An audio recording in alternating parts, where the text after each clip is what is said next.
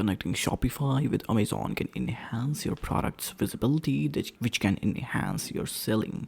This video is step-by-step guide on how you can do it.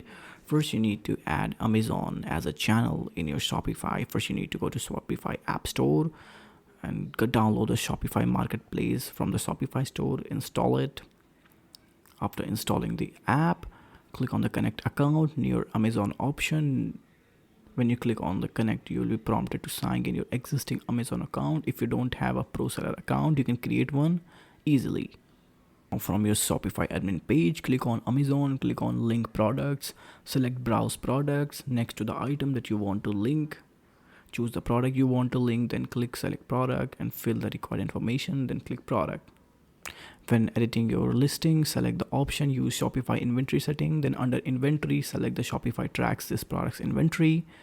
You can also manage your inventory manually on Amazon if you like. When creating or editing one of the listing in Shopify, click the manual manage inventory option, then enter the quantity you have available on the screen. You can see that.